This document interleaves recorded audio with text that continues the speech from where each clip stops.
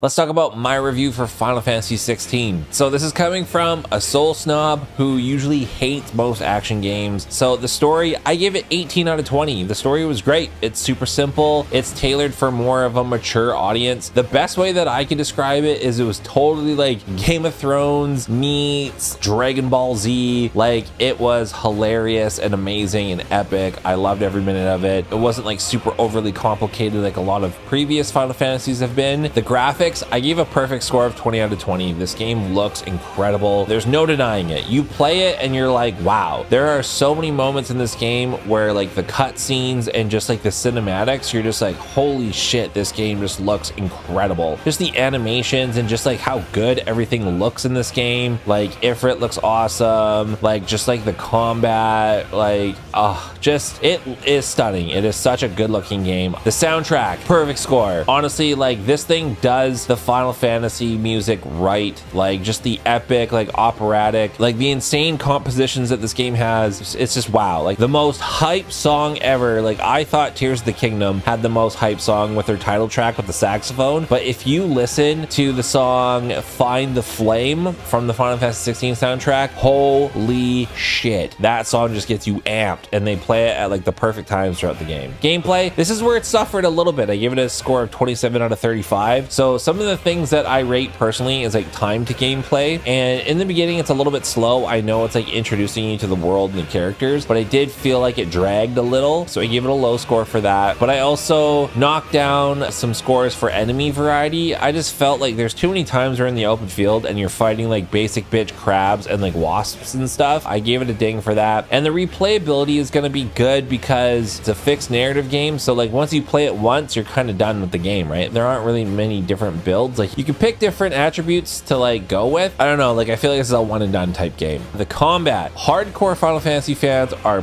pissed because this is not a turn-based RPG. This game has gone in a completely different direction. It's an action game. It's fully an action game. It's classified as an action game. They're going a different route with it. And just be honest with yourselves. They're trying to appeal a mass audience with this game, and turn-based combat is not going to do that. Another gripe that I have is how spongy some of the enemies are. Like they'll show me like a combo like this and they'll be like, isn't that cool? Isn't that awesome? And I'm like, no, like a basic bitch enemy should not take that many hits to kill. Do all the juggling combos you want. I don't think that's cool. For me personally, I set the game to story mode and then I just took off the items that like do like auto dodge and auto heal and stuff and auto combo. And then I had a way better time in the game, and I just felt the enemies were a little bit more manageable. They weren't just spongy to extend the period of the action moments in the game. It was a quality of life decision that I made. You can call me a bitch all you want. Smell like bitchy here! Another quality of life decision that I made is I changed the controller scheme to controller scheme B, because that puts the melee and magic attack on R1 and R2 instead of square and triangle. And then I thought like evade was on R1, I think. Completely garbage controls. Maybe that's familiar for action type games like Devil May Cry, but for me, nope, I gotta have my Souls controls. Yeah, people talked about how this game is just like Devil May Cry. It's not. Like you could tell it's got some attributes from Devil May Cry 5, maybe, but they did make a lot of quality of life improvements. In Devil May Cry 5, you can do a combo to absolutely nothing in the air. Like if you're not aiming directly at the enemies, you can just combo to nothing. Whereas in Final Fantasy 16, your character like automatically snaps to the nearest enemy. I fucking love that. It's so good. Technical, I gave it a 9 out of 10. This is probably being generous because it isn't running at a stable 60 FPS, far from it, but I just felt with like it runs day one, there aren't like any game-breaking glitches, and I think it's broken kind of that habit that a lot of these games have. I felt like it earned some points there, and then they had a patch ready on day one that made it a little bit better, and I hope they continue to patch it, and maybe they will get the open world to run at a stable 60 once they get FSR2 running on the game, if they plan to do that. I was disappointed when Digital Foundry put out their video and then showed that the game doesn't run at a stable 60 on performance mode, and I was kind of let down by that. But honestly, I can say this truthfully, I'm not bullshitting, I'm not capping. When I played the game, I barely noticed. There were some points in the open world or when you're traversing towns and stuff where I kind of noticed a little bit of a frame dip, but it wasn't like jarring where it took me out of it. And then plus all of the combat is locked 60, so it really didn't matter to me that much, and that's why I didn't take off that many points. Overall, I give the game an 89 out of 100. This is a great game.